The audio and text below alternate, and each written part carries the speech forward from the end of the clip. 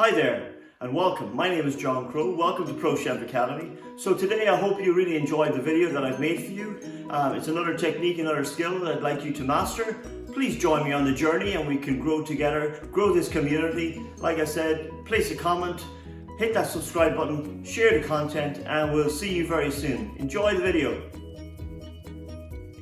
So welcome back to Pro Chef Academy. So this is, I guess, maybe a third part in the series here where I'm kind of talking about competition work, practice and setting up, things like that in general. So you can see here I've done a representation here. I just have a cooker here. You have 6 gas rings, I have my cooker underneath, I have a grill, I have some pots there just on the side on a tray, and I have some pots on the stove. I have a little bowl that you can just see over on the right there, and I have my time plan again to my side. Now, very important again, I was very methodical when I used to do competitions there. So this is again my representation.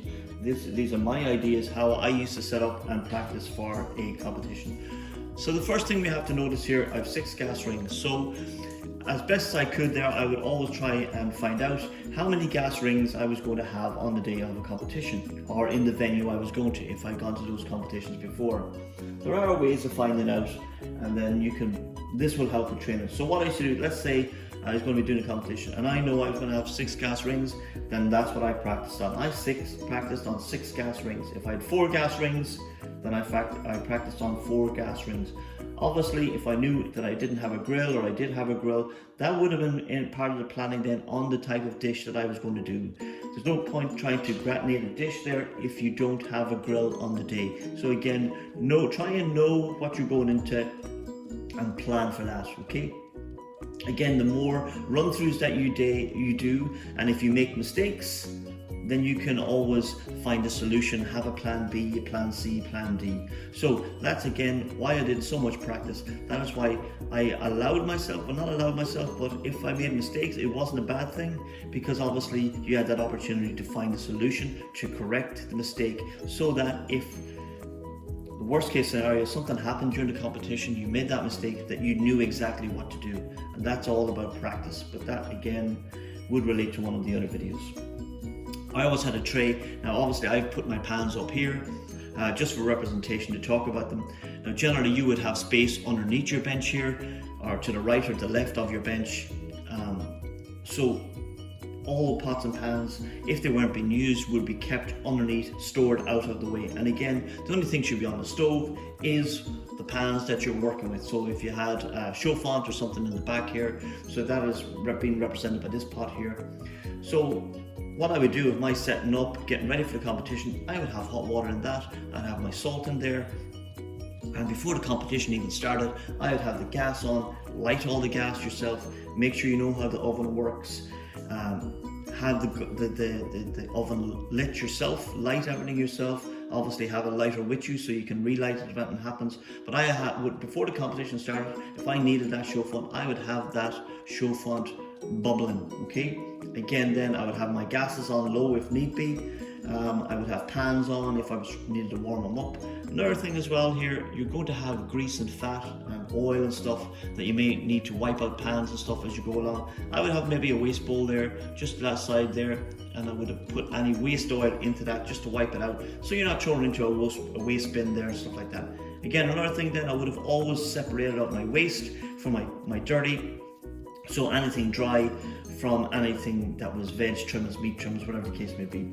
Again then, meat trimmings, I would always have been putting them into a pot or roasting them off, so you were throwing away as little waste as is possible. Again, you want to waste as little as possible when you're doing the competition. So if I had a chicken carcass or meat bones or whatever like that, I would be roasting them off, I'd be putting them in a pot, I'd be going through the motions of making a stock to show that I had skill, to show that I knew that I wasn't I knew what to do with them, that I wasn't wasting them, because again, you will lose marks if you put waste in your bin that you could have utilized. Okay, you may not be used throughout the recipe or throughout the competition, but again, you're showing skill and it's less waste, because the more waste you have, the more marks you will lose.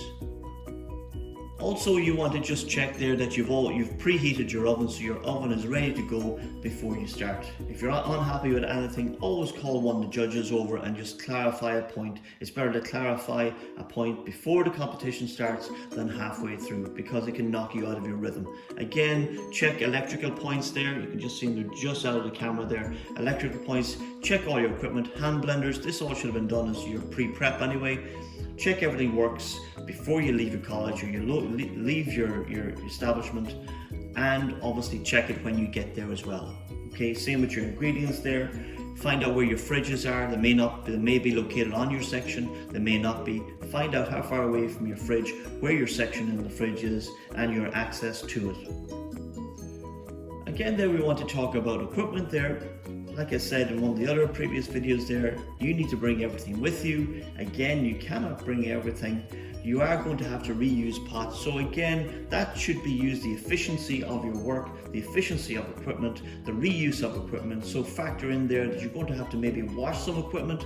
Again, you cannot bring 20 pots or 15 pots. It's not feasible. So think about, again, that would be in the planning of the dish. Where can you utilize a pan that can be quickly washed out and can be reutilized in the dish? Again, it's all about saving time. Obviously, as you know, competitions are timed. It's about the efficiency of work. It's about the efficiency of time. It's about utilizing equipment properly, utilizing the flow of motion, the flow of equipment, the flow of ingredients, the flow of your work. This is all part of the planning that goes into practicing and competing in a competition. Another point you want to just take into consideration is that the area is kept clean at all times. If you have a spillage, clean it up. Keep your area sanitized, wipe down all areas. So like I said, your area should be spotless at the start. Okay, so once you walk onto your section, you sanitize the whole area, you wipe down, that is part of your setup.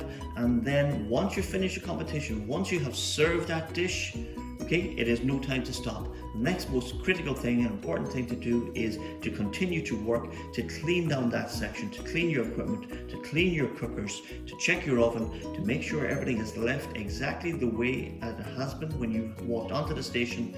Sanitize the area again. Do not stand around, because you see so many people, they do a competition, they put the dish on the pass or they present it to the judges and they come back and they just relax. You are still on show, you are still in that competition until the competition has been ended by the judges, and you are still on show. And there's still marks to be got, okay? So it's really important there that you keep cleaning down, that you focus and you stay on task. This is all part of competition work. Like I said, this is all part of your setup. Again, then watch your handles, okay? Health and safety, the last thing you want to do is leave a handle over the gas there, and the next thing, you grab the handle and it's roasting, you burn yourself in the middle of a competition, and that can be a competition ender. So always, again, work safely. Health and safety is important. There's marks for it, okay? So you want to get the easy marks. Again, if you have bins, if you have pedal bins, the name is in the description. Pedal, use the pedal, use the foot pedal to open the bin. Never touch the bin with your hand. Every time you touch the bin, you lose marks.